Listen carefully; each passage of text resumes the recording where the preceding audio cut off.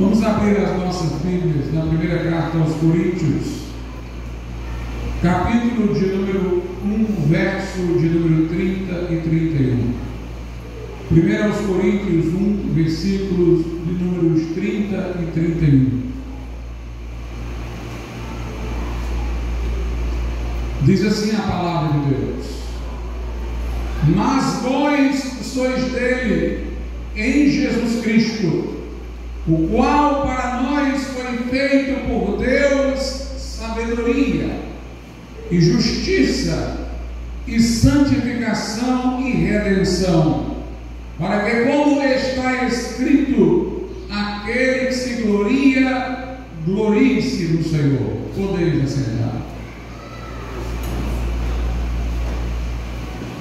O texto que nós lemos, irmãos, deixa-nos clara a mediação exclusiva de Jesus Cristo. Porquanto diz: vós sois dele, ou seja, de Deus, em Jesus Cristo. Somos, como crentes, de Deus através de Jesus Cristo.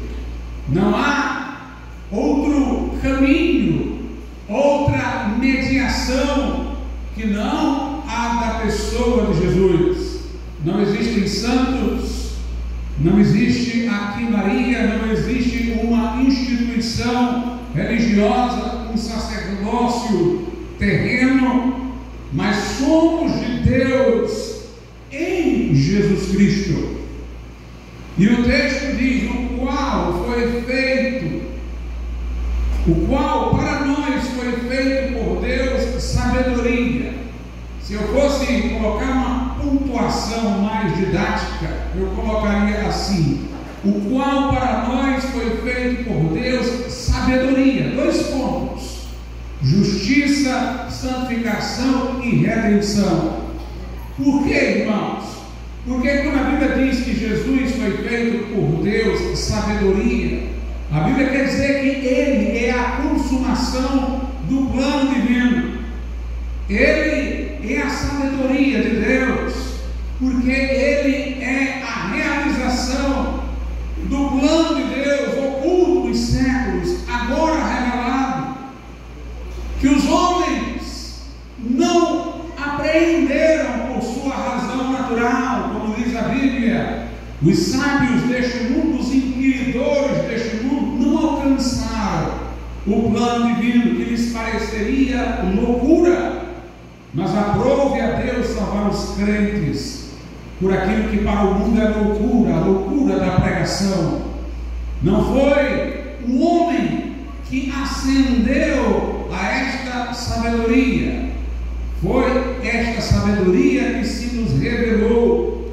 Nós não alcançamos o plano de Deus pela razão natural, mas o conhecemos pela revelação contida no Evangelho.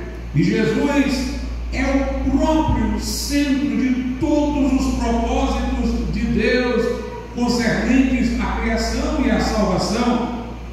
A Escritura diz que nele subsistem todas as coisas, no céu e na terra, ali se referindo à criação, mas que também nele céus e terra serão uma sobre ele.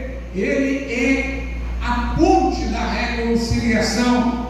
Nele, diz a carta aos Colossenses, em Jesus estão todos os tesouros da sabedoria e do conhecimento. Agora, esta sabedoria, este plano, que Jesus Cristo é a própria realização e consumação, faz Jesus ser para nós que nele cremos, que a ele confiamos a vida, justiça, santificação e redenção. Meus amados irmãos, o texto não apenas mostra que Jesus é o mediador, somos dele, de Deus, em Cristo Jesus, mas o texto mostra que Jesus é o início, o meio e o fim da nossa salvação. Jesus é a nossa justiça, Jesus é a nossa santificação, Jesus é a nossa redenção. Ele, portanto, é o único e todo suficiente Salvador. Tudo aquilo de que nós necessitamos, justiça, santificação e redenção, encontramos nele. Ele, pessoalmente, é a nossa justiça, é a nossa santificação, é a nossa redenção. Por isso que o verso 31 diz: para que, como está escrito, aquele que se gloria, glorie-se no Senhor. Quer dizer, não há nada em nós pelo que podemos nos gloriar.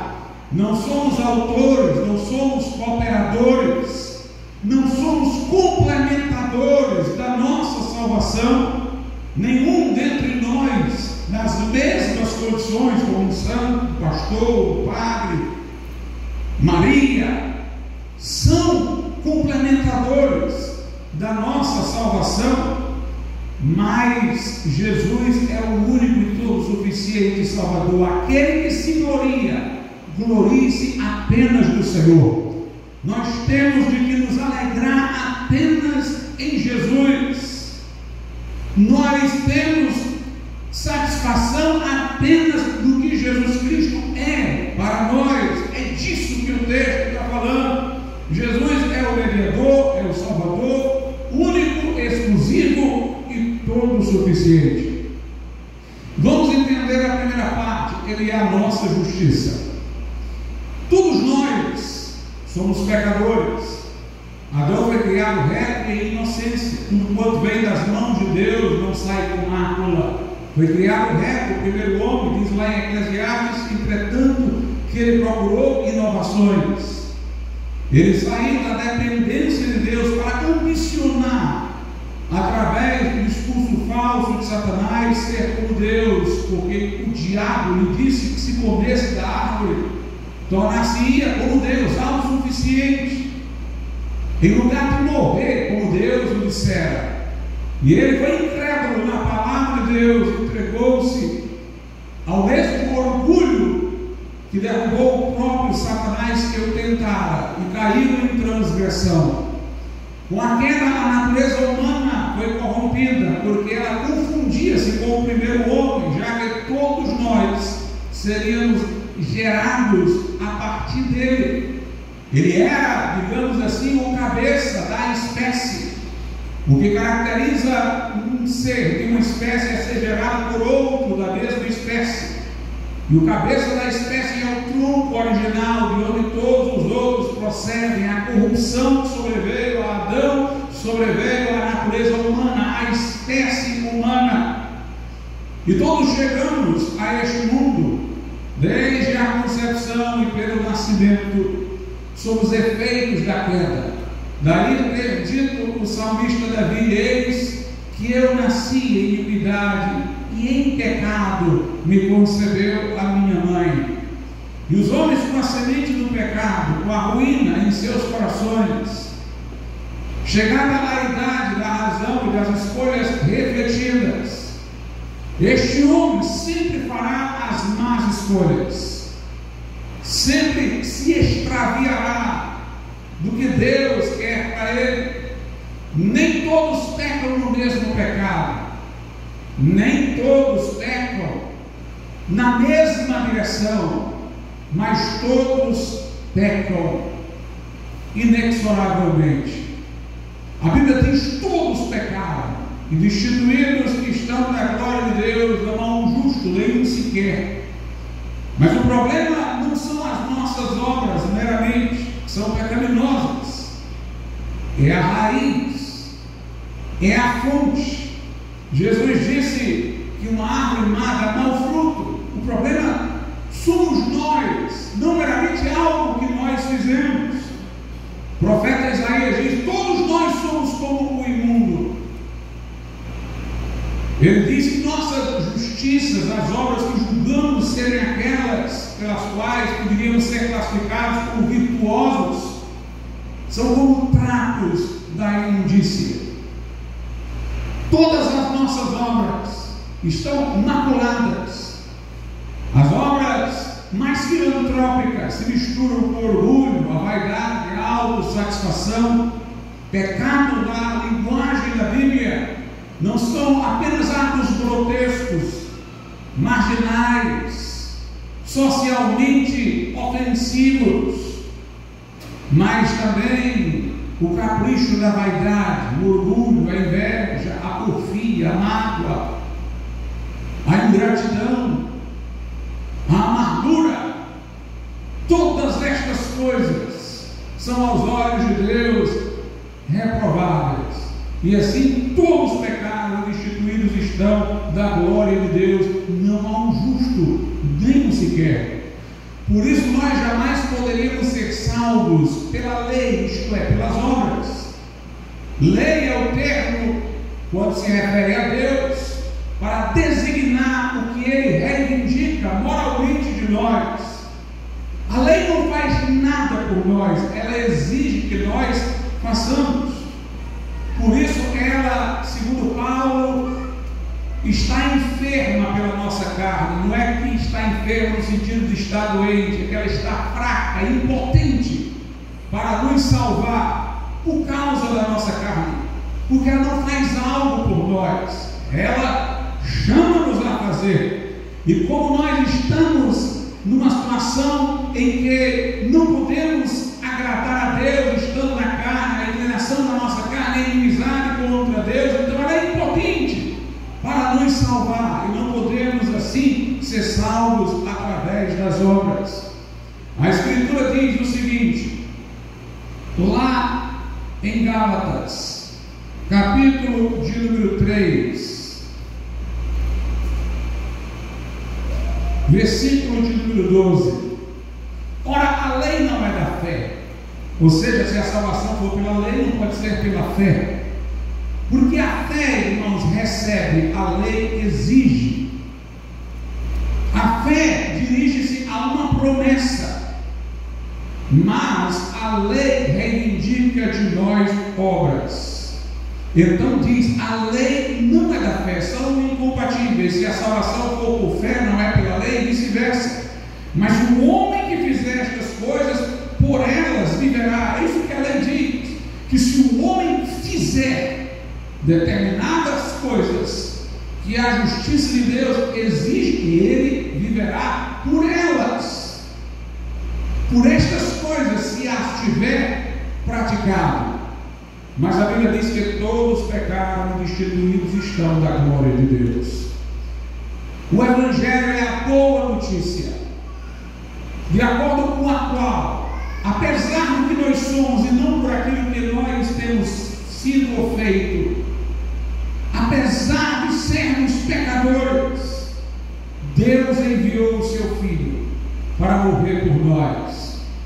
Nós éramos os devedores, nós éramos os ingratos, nós éramos os infiéis, mas Deus amou o mundo de tal maneira que deu o seu Filho unigênito, para que todo que nele crê não pereça, mas tenha a vida eterna.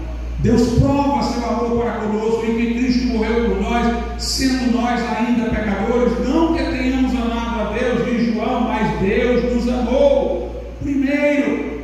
Jesus veio buscar e salvar o que se havia perdido. O Filho de Deus, um com o Pai, divino, consubstancial com o Pai, da unidade da divindade, fez-se carne e habitou entre nós. De modo miraculoso, o Espírito Santo preparou um corpo no ventre de uma virgem, e ele, assumindo este corpo, veio ao mundo. Ele não estava sob a maldição adâmica, porque não veio gerado na sucessão da espécie, mas por uma intervenção vertical de Deus que lhe preparou o corpo. Por isso ele é chamado de o segundo Adão, porque como o primeiro veio diretamente de Deus, do pó da terra, Jesus veio diretamente de uma intervenção sobrenatural de Deus pelo Espírito Santo. O seu corpo era como o corpo de Adão antes da queda. E Jesus, meus irmãos, tendo se feito homem, habitado entre nós, ele foi tentado. Como o primeiro Adão foi tentado Mas ele não pecou. Não foi tentado apenas no deserto por Satanás. Foi tentado até por Pedro, que quis desestimulá-lo a ir à cruz. Foi tentado de diversas formas, mas nele não houve pecado, em sua boca não se achou engano. O Pai disse: este é meu filho amado, em quem ele comprado. Ele satisfez as exigências da lei de Deus. Ele poderia, como homem, viver, ou seja, ter o que nós recebemos pela salvação, e ele não precisava de salvação, mas ter aquilo que nós esperamos receber por salvação, ele poderia receber por suas obras. Nele não houve perdição para haver salvação, mas houve a situação de plena agradabilidade do Pai. Ele satisfez a justiça de Deus, mas ele permutou, trocou, levou sobre si os nossos pecados, foi moído pelas nossas transgressões, morreu substitutivamente, vicariamente, o justo no lugar dos injustos, para levar-nos a Deus. E tendo ele aniquilado o pecado pelo sacrifício de si mesmo, obtido para nós a remissão de pecados pelo sangue que derramou como preço da nossa redenção, ressuscitou ao terceiro dia, para assunto ao céu ser o nosso advogado e sumo sacerdote à destra do Pai. Mas entenda isso. Na cruz, a justiça de Deus que reclamava punição a nós pelos nossos pecados foi satisfeita. A ira de Deus foi aplacada a favor daqueles que haveriam de crer neste sacrifício. Mas foi muito mais do que isso. Jesus não nos obteve apenas o preço pago da redenção, assim como ele se identificou conosco na sua morte, nós podemos nos identificar com ele na sua ressurreição. Deus nos olha quando cremos em Jesus, através de Jesus que está à sua destra. Assim como lá na cruz Deus não viu Jesus, mas a nós, agora ele olha para Jesus à sua destra e nos vê. É isso que nós chamamos de justificação. Não apenas somos perdoados, somos vistos diante do Pai com a vida reta que o Filho viveu. Somos aceitos por Deus como se não tivéssemos pecados. Deus nos enxerga através de Jesus, agora ressurreto e à sua direita. A justiça pela qual somos justificados, declarados justos aos olhos de Deus, não é nossa. Ela nos é imputada, ela vem de fora. É a justiça de outro, é a justiça de Jesus, que é nos atribuída, imputada, contabilizada como se fosse nossa, quando nós nos arrependemos e cremos no Evangelho. Portanto, não somos justificados pelas obras, mas através da fé no que Jesus Cristo fez e na pessoa de Jesus que nos representa junto ao Pai. Essa fé em Jesus, irmãos, não deve ser confundida com essa forma leviana com que numa sociedade ocidental todo mundo diz acreditar em Jesus. Pessoas dizem acreditar em Jesus e muitas vezes o representam até de forma errada e nem entendem isto que eu estou dizendo sobre o que ele fez na cruz. Mas a fé salvadora, a fé pela qual somos salvos, ela não é uma fé meramente intelectual. Ela não é uma fé que se conforma com uma aprendizagem. Ela não é uma fé meramente didática, não. Ela é uma fé existencial. Para eu confiar inteiramente em Jesus, eu tenho que desesperar totalmente de mim mesmo. Se alguém olha para si e vê alguma coisa boa em si, ele vai achar que esta parte boa, residual, não precisará de salvação. O resto Jesus salva, essa parte aqui não é crédito. E dessa maneira ele não estará confiando inteiramente em Jesus como Salvador. Por isso, em Gálatas 5, Paulo disse aos Gálatas que ouviram um discurso judaico de que eles teriam que se circuncidar para serem salvos. Eles acreditavam em Jesus, mas acharam que precisavam de uma coisa que eles tinham que fazer, se circuncidar. Aí Paulo diz em Gálatas 5: eu digo àqueles que se deixarem circuncidar, que acharem que Jesus não é suficiente, que Cristo de nada vos aproveitará. Ou Jesus é tudo ou não é nada. É, portanto, necessário que a pessoa veja que de cima a baixo não há nela bem algum. Paulo diz isso em Romanos 7, ele diz: em mim mesmo, isto é, na minha carne, não habita bem algum. Miserável homem que sou, quem me livrará do corpo desta morte? Jó diz: eu me abomino no pó e na cinza. Note, estes homens não estão meramente falando daquilo que fizeram, eles estão falando daquilo que eles são.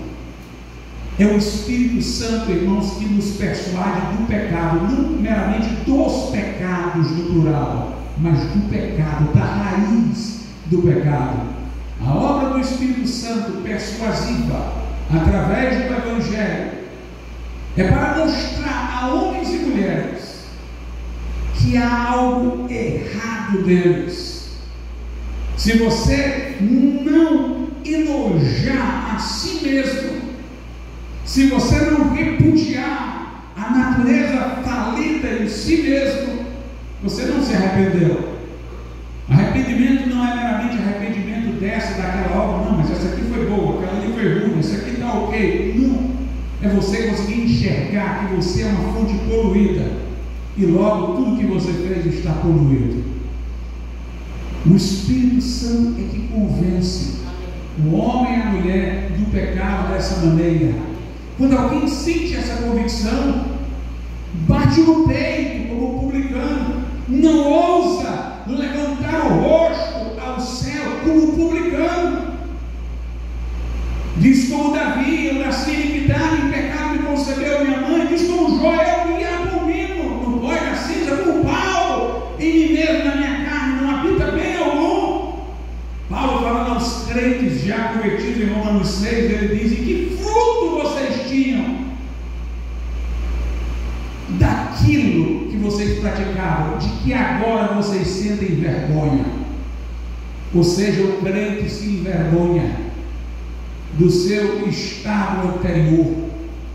Ele olha para trás e lamenta-se do seu estado anterior, alienado de Deus. Logo, meus irmãos, só vai haver fé quando desistirmos inteiramente de que haja alguma coisa em nós que possa não precisar de salvação. Nós precisamos de salvação de cima a baixo, corpo, alma e espírito. E nós temos que confiar inteiramente em Jesus. Logo, esta fé salvadora não vai ser uma fé leviana. Não é só eu acredito em Jesus que veio, morreu, ressuscitou, um personagem histórico. Não.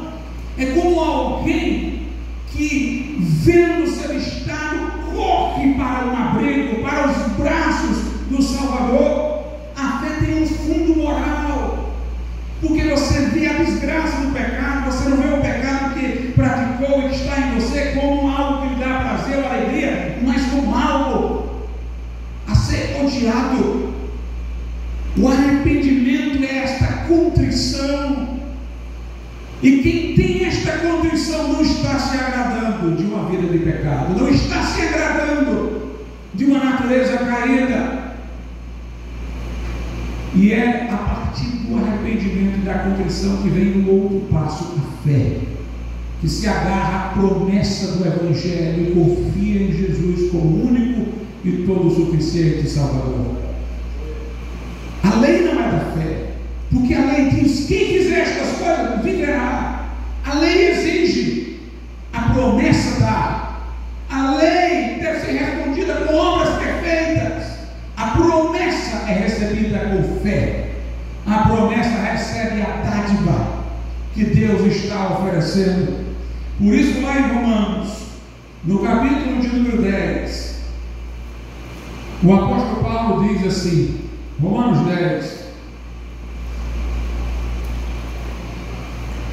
versículo 4: porque o fim da lei, a finalidade da lei é Cristo. O objetivo da lei é diagnosticar o nosso pecado, mostrar que somos transgressores para nos levar a Cristo. O fim da lei é Cristo, para a justiça de todo aquele que crê. Note, a nossa justiça é Jesus. Ele é a justiça para todo aquele que crê. E segue, ora, Moisés descreve a justiça que é pela lei, dizendo: o homem que fizer estas coisas viverá por elas.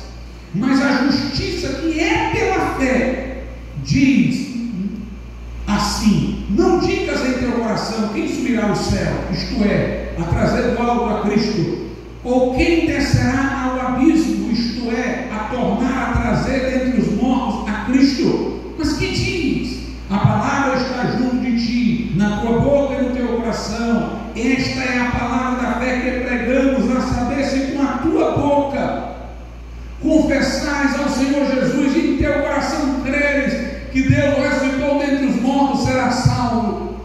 Visto que com o coração se crê para a justiça e com a boca se faz confissão para a salvação. Observe, ele diz que a lei diz, versículo 5: o homem que fizer estas coisas viverá. Mas a justiça que vem a nós através da fé, não pela lei, ela não nos pergunta: como é que vocês vão trazer Jesus do céu? A justiça da fé não está cobrando de nós para fazer alguma coisa. Ela não está dizendo: tragam Jesus do céu, ou depois que ele morrer, tragam ele do abismo. Não. A justiça da fé não cobra-nos para produzir o Evangelho. O Evangelho está feito. Jesus desceu por vontade própria, morreu por vontade própria, quando éramos ainda pecadores, nada poderíamos fazer para ajudá-lo. Nós não vamos fazer nada. A palavra da fé está bem pertinho, ela não está exigindo 2, 3 passos, não, ela está aí no teu lado, na tua boca e no teu coração. Se com a tua boca confessares o Senhor Jesus Cristo, ou Jesus como teu Senhor, e em teu coração creres que Ele está vivo, para confiares a vida a Ele, serás salvo. Essa é a salvação pela fé. Algumas pessoas dizem: não, nós não cremos que a salvação é pelas obras. Concordamos com vocês, ela é pela fé, mas não é só pela fé, é pela fé e pelas obras. E meus irmãos, o que é que alguém acha que um judeu pensava quando Paulo está debatendo tudo isso aqui com os judeus que procuravam salvação pelas obras? Será que um judeu achava que poderia ser salvo pela lei sem praticar as obras, sem ter a fé? Ele próprio já reconhecia a lei divina que ele se esforçava por obedecer, porque ela fora dada por Deus, em quem ele cria. Aliás, o primeiro mandamento da lei é para nós não termos outros deuses ao nosso lado. É exatamente falando do culto devido a Deus. É claro que um judeu que cria, como Paulo diz, erradamente na salvação pela lei, ele entendia que a fé também era necessária. No entanto, Paulo está dizendo ao judeu que já tinha fé e que acreditava que precisava das obras, que a salvação não é pelas obras, e portanto a fé que ele dizia ter é uma fé estéril, porque ele se sente com a necessidade de complemento nas obras. E Romanos 9, a partir do 30, diz: que diremos, pois? Que os gentios não buscavam a justiça, que os gentios que não buscavam a justiça alcançaram a justiça? Sim, mas a justiça que é pela fé. Mas Israel, que buscava a lei da justiça, ou seja, que buscava a salvação pelas obras, os gentios nem estavam procurando saber de nada, mas aí quando o Evangelho chegou, eles creram, não procuravam nem receberam quando foi pregado. E os judeus que diligentemente procuravam obedecer a lei, não alcançaram a salvação porque quiseram pelas obras. Versículo 31: mas Israel, que buscava a lei da justiça, não chegou à lei da justiça. Por quê? Porque não foi pela fé, mas como que pelas obras da lei, pois tropeçaram na pedra de tropeço, que é Cristo. Porque quiseram salvação através da lei. A Bíblia fala de Abraão, que no Velho Testamento creu na promessa sobre a vida de Jesus e foi salvo. Veja como a Bíblia relata a sua fé, para que nós entendamos que a fé salvadora não é a fé leviana, não é a fé meramente intelectual. Romanos capítulo de número 4, veja sobre a fé de Abraão a partir do verso 20. E ele não duvidou da promessa de Deus por incredulidade, mas foi fortalecido, fortificado na fé, dando glória a Deus. A fé salvadora dá glória a Deus, fortalece o homem, não duvida da promessa. O verso 21 diz: e estando certíssimo de que o que ele tinha prometido, que Deus tinha prometido para ele, também era poderoso para o fazer. Assim, isso lhe foi também imputado como justiça. Essa é a fé salvífica. A Bíblia fala várias vezes da justiça própria do homem. A justiça própria é a da lei. Quer dizer que ele produziu justiça, mas a Bíblia diz que essa justiça não pode justificar diante de Deus. As tentativas do homem de ser justo pela lei estão sempre abaixo do padrão divino. Lá em Filipenses, a Bíblia Sagrada diz o seguinte, Filipenses capítulo de número 3, verso 9, Paulo diz: e seja achado dele. Quando Deus me vier ao encontro, eu quero ser achado dele, em Jesus, não tendo nós a minha justiça, que vem da lei, mas a que vem pela fé, vem de fora, pela fé em Cristo, a saber a justiça que vem de Deus pela fé. Paulo diz: eu não vou me apresentar a Deus com uma justiça própria, produzida pelos meus esforços segundo a lei, mas sim com uma justiça que vem de fora, que vem de Deus, que me é imputada pela fé. Lá no livro do profeta Daniel, nós vemos uma linguagem semelhante.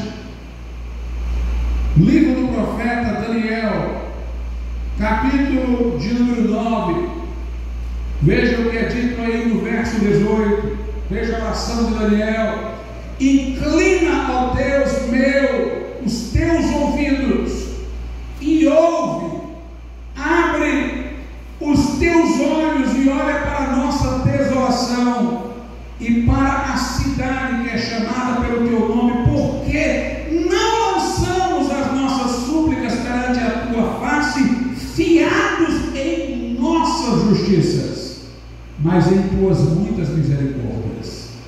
Não confiamos, ele está dizendo, em nossas justiças, em nossas obras, naquela justiça que alguém julga poder obter pela lei, mas nós confiamos nas tuas misericórdias. Lá no livro do profeta Isaías, capítulo 54, verso 17,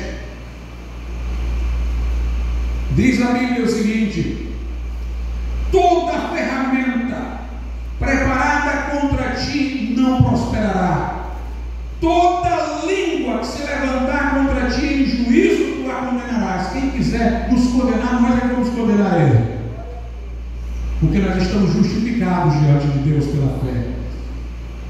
Toda ferramenta, Isaías 54, 17, toda ferramenta preparada contra ti não prosperará, e toda língua que se levantar contra ti em juízo tu a condenarás.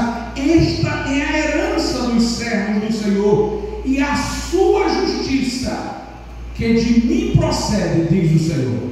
Note, o fato de vocês não serem condenados, de nenhuma acusação prosperar contra vocês, é a justiça que vocês têm, que de mim procede. Ou seja, não é de vocês, não é justiça própria, é a justiça que vem de Deus pela fé, é a justiça de Cristo imputada. A Bíblia diz em 2 Coríntios 5 que Cristo foi feito pecado por nós, para que nele nós fôssemos feitos justiça de Deus. No Velho Testamento há profecias dizendo que o Messias seria chamado Senhor Justiça Nossa. Ele é a nossa justiça. Por isso que o texto lá diz: vós sois dele em Cristo Jesus, que foi feito por Deus sabedoria. A primeira coisa deste plano sábio, Deus o fez a nossa justiça. Somos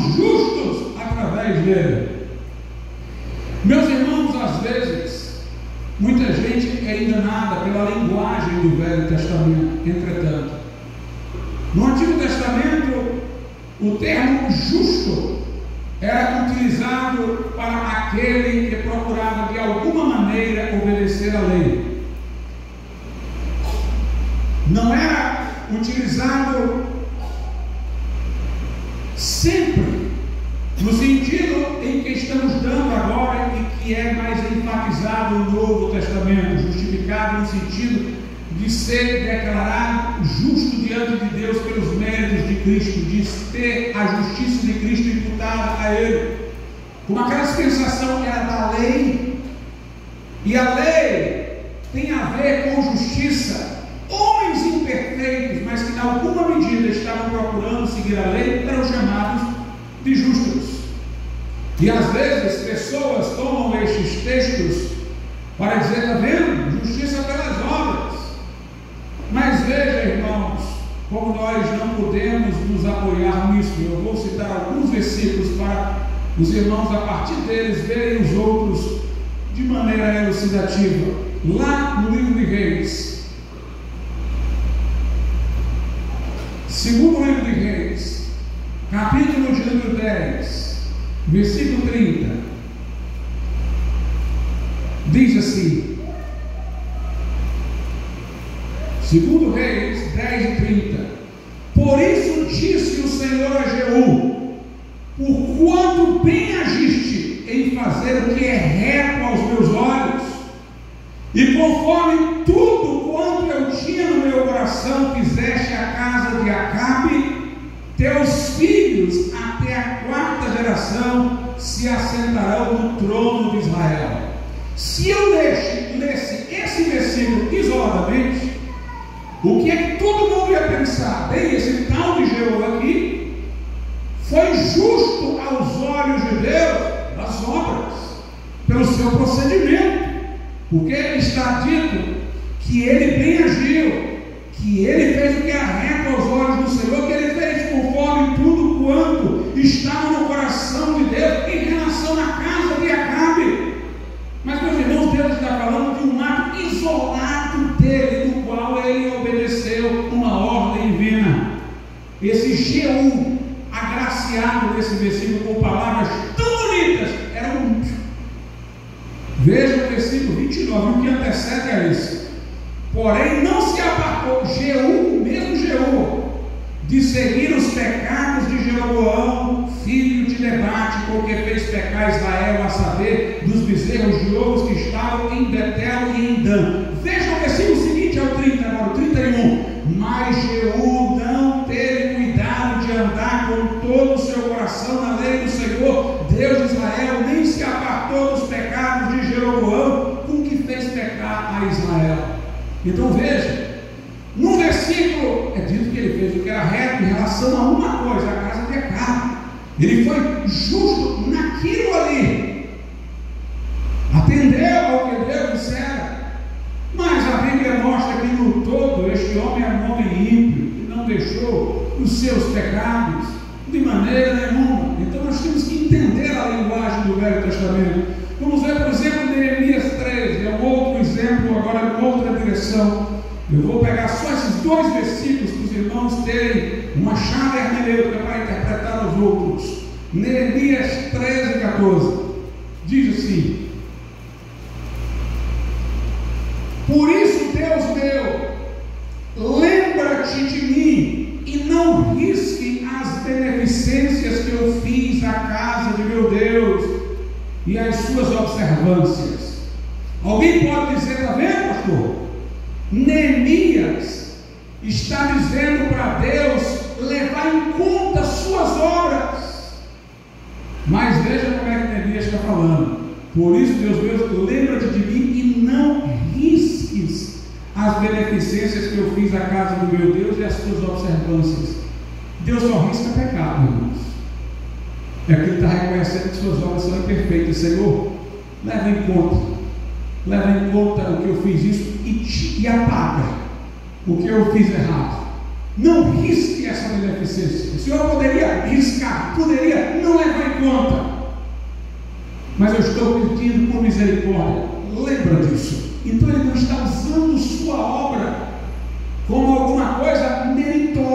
ele está pedindo a Deus que não risque sua obra, porque ele sabe que ela é deficiente, mas representou uma obra de fé. Ele fez bem a casa de Davi, porque cria nas promessas de Deus.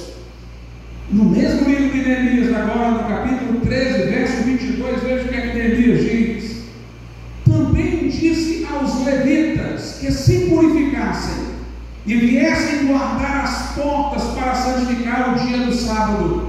Nisto também, Deus meu, lembra-te de mim e perdoa-me, segundo a abundância da tua benignidade. E o mesmo Neemias dizendo: Senhor, olha isso aqui que a gente está fazendo, lembra e perdoa, Senhor. Perdoa os meus pecados, segundo a tua benignidade. Recebe, segundo a tua benignidade. Aquela expressão, irmãos, citada por Paulo em Romanos, o justo viverá pela fé, tem que ser entendida na linguagem do Velho Testamento. O justo ali é o praticante da lei. O que Deus está dizendo é que o praticante da lei, porque o verdadeiro crente sempre será, mas nem todo aparentemente praticante é o crente, ele está dizendo que o justo que está agindo de acordo com a lei vai viver não por isso, porque ele tem essa justiça, ele vai viver pela fé. É isso que Deus está dizendo. Na verdade, Paulo usa o texto como argumento por causa disso. Ele está dizendo que o justo da lei, ele não tem justiça suficiente na lei para ser salvo. A razão pela qual ele vive é se ele for um crente. A razão pela qual ele vai ser salvo é porque ele é um crente. E é assim que nós devemos entender, por exemplo, lá em Hebreus, capítulo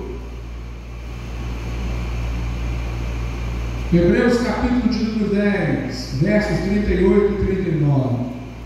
Diz assim: mas o justo viverá pela fé. Se alguém se retirar, a minha alma não tem prazer nele. Ele está dizendo: se alguém for um justo, considerado socialmente um justo, na linguagem do Velho Testamento, alguém que para o povo tem se mostrado praticante da lei, se ele é um justo, mas ele se retirar da fé, se ele não quiser a fé, se ele não quiser depender da fé, a minha alma não tem prazer nele. O que está agindo de acordo com a lei, ele vive não por causa disso, pelo seu melhor esforço, ele vive por causa da fé. Mas se ele é socialmente um justo, exteriormente é reconhecido como alguém que está obedecendo no que pode a lei, mas ele recuar diante da exigência de crer, a minha alma não tem prazer nele. Mas aí ele diz no verso 39: nós, porém, não somos daqueles que se retiram, daqueles justos que não querem crer para a perdição, mas daqueles que creem para a conservação da alma. Nós somos daqueles que estão procurando obedecer a Deus, mas que depositam esperança em Cristo, através da fé, e não no melhor que nós estamos fazendo. Jesus é a nossa justiça, portanto, mas Ele também é a nossa santificação. Eu diria até assim, irmãos: se Jesus for considerado por nós a nosso favor, Ele é a nossa justiça. Ele levou os nossos pecados e a sua justiça nos é imputada. Jesus por nós, a favor de nós, é a nossa justiça. Jesus em nós é a nossa santificação. E Jesus para nós, lá na frente vocês vão saber porquê, é a nossa redenção. Nós temos três relações com Jesus aí. Jesus por nós é a nossa justiça. É pela justiça dele que nós somos justificados. Jesus em nós é a nossa santificação, e Jesus para nós é a nossa redenção. Vamos à segunda parte, a nossa santificação. Quando nós aceitamos Jesus como Salvador, nós o recebemos no nosso coração através do Espírito Santo. A Bíblia diz: a todos quanto receberam, a saber os que creem no seu nome, Deus deu-lhes o poder de serem feitos filhos de Deus. Nós nos unimos a Cristo na sua morte e na sua ressurreição. Morremos para o pecado e para o mundo através da sua cruz, e unidos a Ele em sua ressurreição, nós passamos a andar em novidade de vida. Fomos plantados com Ele na semelhança da sua morte, e fomos plantados com Ele na semelhança da sua ressurreição. O crente é uma nova criatura, é o que ele representa no batismo, o sepultamento de alguém que morreu numa cruz, porque ele, lá na cruz teve Jesus morrendo em lugar dele, ele morreu com Cristo lá e levantado das águas, ele é uma nova criatura em Cristo Jesus ressuscitado. A Bíblia diz que Jesus morreu uma vez para o pecado, vive sempre agora para Deus. Assim também considerados mortos ao pecado e vivos para Deus em Cristo Jesus. O Espírito Santo, irmãos, opera a anulação do velho homem em nós, e o Espírito Santo comunica-nos a vida ressuscitada de Jesus, para que possamos dizer, como está lá em Gálatas 2:20, Paulo diz: meu eu está crucificado com Cristo, e agora não sou eu que vive mais, agora é Cristo que vive em mim. E essa vida, a vida de Cristo nele, que eu vivo na carne,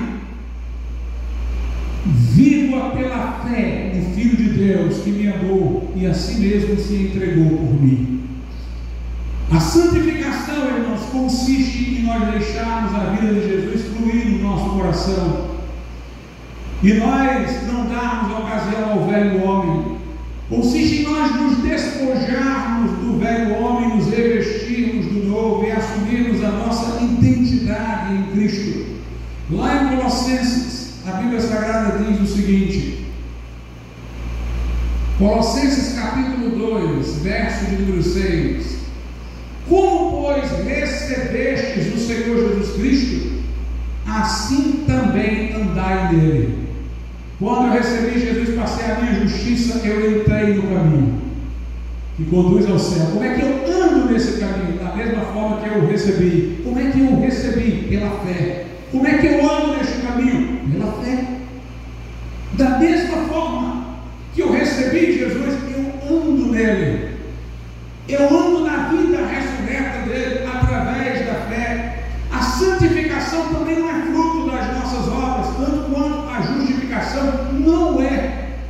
É fruto da dependência de Cristo, da fé. Jesus disse: eu sou a videira verdadeira e vocês são os ramos.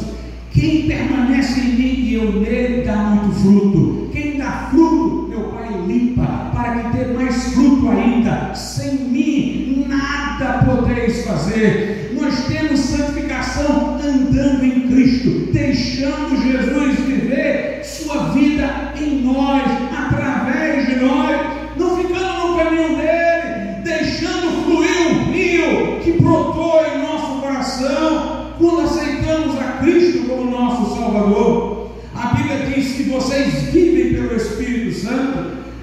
Andai no Espírito, e se vocês andarem no Espírito, vocês não vão satisfazer a cobiça da carne.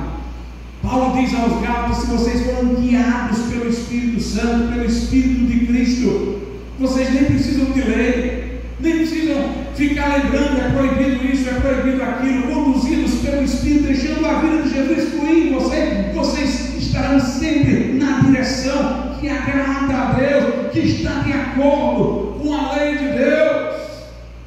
A Bíblia não fala da santificação em termos de obras em Gálatas, fala como um fruto. Uma árvore não se esforça para dar fruto, é a sua natureza funcionando que leva ao fruto. Deixe sua nova vida funcionar, que ela vai dar fruto. Não seja um empecilho no meio. Deixe o seu eu na cruz e Jesus no trono, que vai dar tudo certo. Você erra quando quer ficar no trono e colocar Jesus na cruz. Andai no Espírito, andai no Espírito. Essa é a vitória da santificação. Paulo diz que nós vamos apagar os dardos inflamados do maligno, como com as nossas obras, não com o escudo da fé. Paulo diz, Pedro diz: o diabo, vosso adversário, anda em vosso derredor buscando a quem possa tragar, querendo nos tentar e levar ao pecado. Mas aí Pedro diz: resisti a ele, firmes na fé. Em 2 Coríntios 5 diz que nós não andamos por vista, andamos por fé. A salvação é pela fé, do começo ao fim, tudo é através da fé. Somos justificados pela fé, somos santificados pela fé. Agora tem crente, irmãos, que está perdendo tempo, atrasando sua santificação, porque não dá lugar ao Espírito Santo. Ele tem o Espírito de Deus dentro dele, Jesus está nele, mas ele não está deixando Jesus se manifestar. Ele está andando no seu ego ainda. Ele está dentro do escopo da santificação, porque ele tem um santificador dentro dele, mas ele não está efetivamente crescendo em santificação, porque está se intrometendo onde a vida de Cristo deveria fluir. Por isso que Paulo é tão duro com a igreja de Corinto. Ele diz: vocês não sabem que o Espírito Santo está em vocês? Examinem a vocês mesmos, vejam se Jesus está em vocês. Ele diz: ainda que eu não ache isso, mas eu estou dizendo para vocês se relembrarem que a vida de Cristo está aí, e vocês estão sendo carnais.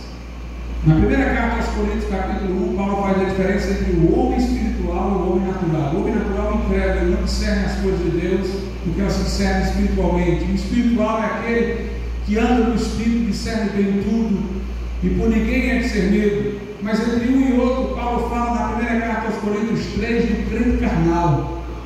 É aquele que não é homem natural, mas também não está se mostrando um homem espiritual. Ele tem Cristo, mas ele ainda está com as coisas do ego na vida dele. Paulo diz o seguinte, 1 Coríntios, capítulo de número 3. 1 Coríntios 3, ele diz a partir do verso 1: e eu, irmãos, não vos pude falar como a espirituais, mas como a carnais, como a meninos em Cristo. Com leite vos criei, não com carne, porque ainda não podíeis, nem tampouco ainda agora podeis, porque ainda sois carnais. Pois havendo entre vós inveja, contendas e dissensões, não sois porventura carnais e não andais segundo os homens? O que Paulo está dizendo é o seguinte, meus irmãos: vocês estão andando igual ao incrédulo. Vocês podem andar diferente, o incrédulo não pode. O incrédulo só tem isso para sair de dentro dele, mesmo inveja, dissensão. Mas vocês têm o Espírito Santo, vocês são santuários, o Espírito Santo de Jesus está em vocês. Mas vocês estão andando como os homens. E aí ele os repreende e os chama de carnais. Se você quer viver em santificação, então ande no Espírito, deixe Jesus se manifestar em você, permaneça na videira e deixe ela estar em você, e você vai produzir muito fruto. Seja guiado pelo Espírito Santo, porque a santificação não é fruto do seu esforço, resolução, mas da sua dependência de Jesus. Sujeitai-vos, pois, a Deus, quer dizer, fique abrigado lá debaixo da mão de Deus e resistir o diabo, e ele fugirá de vós. É abrigados debaixo da mão de Deus que nós vamos ter uma vida de santificação, na dependência dele. Houve um grande pregador, esteve no Brasil um tempo, era um americano. Ele surpreendeu uma vez no auditório, quando ele foi pregar num congresso, um evento, que o tema era sobre vida vitoriosa.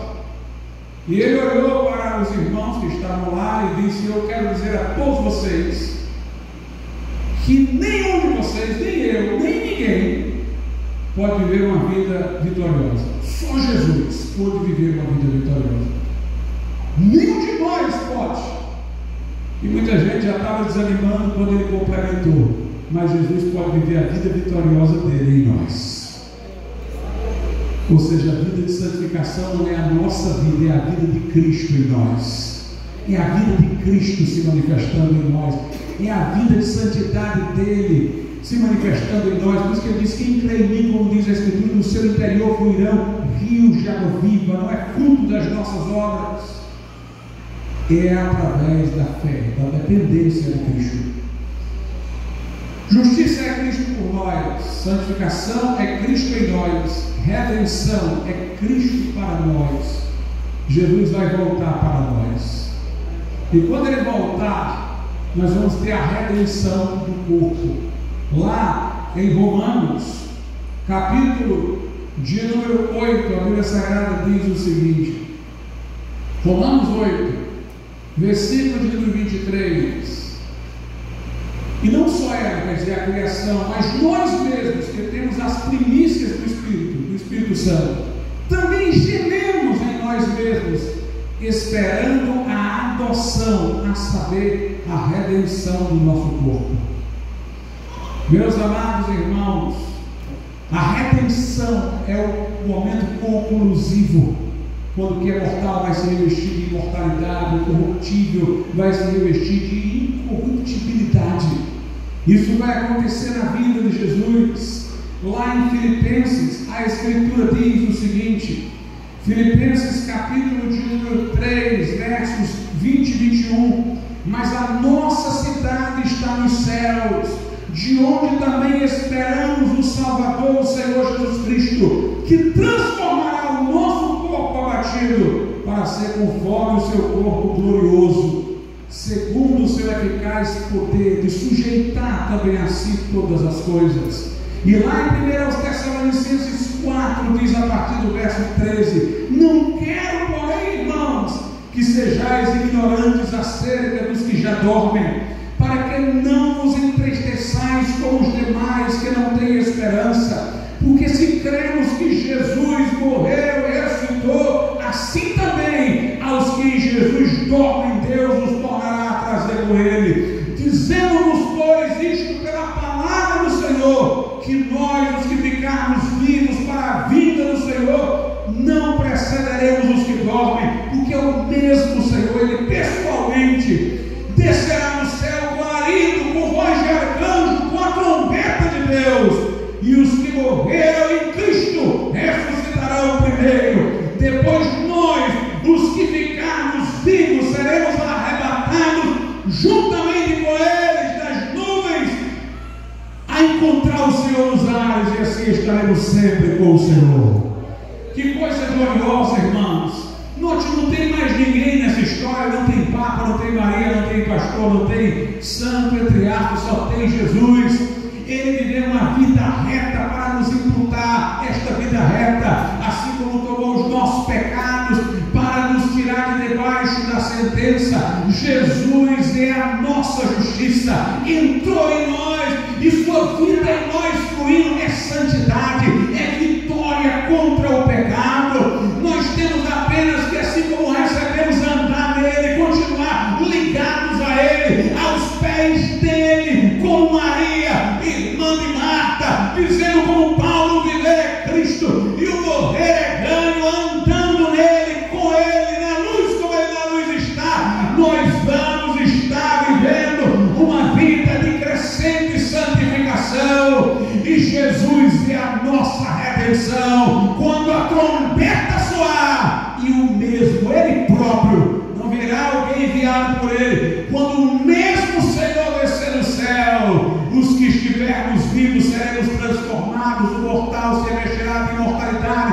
o corruptível de incorruptibilidade, os que morreram em Cristo ressuscitarão, transformados, e subiremos ao encontro do Senhor nas nuvens, e estaremos para sempre com o Senhor. Ele por nós é a nossa justiça, ele em nós é a nossa santificação, ele para nós é a nossa redenção. Jesus no início, no meio e no fim. Aquele que se glorie-se apenas no Senhor. Vamos ficar de pé nesse momento. Soberano e Altíssimo Deus, nosso Pai, coloca em corações aqui presentes, ó Pai. E se houver pessoa aqui que não tem certeza da sua salvação, que o Senhor traga a contrição e o arrependimento, que o Senhor evoque do coração a fé, que se agarra às tuas promessas e recebe o Cristo como Salvador, para que Jesus se torne tudo para esta pessoa: justiça, santificação e redenção. Nós te pedimos isso, Pai, em nome de Jesus. Se houver alguém nessa noite que não tem certeza da sua salvação, não entregou ainda a vida a Cristo de maneira absoluta, resoluta, reconhecendo que nada tem a oferecer, mas tudo tem para receber, levante sua mão. Se houver alguém, e nós vamos orar pela tua vida. Entrega teu caminho ao Senhor, confia nele, o mais ele fará. Se houver alguém que não teve esta oportunidade, levante sua mão. Nós iremos orar. Iremos orar pela sua vida.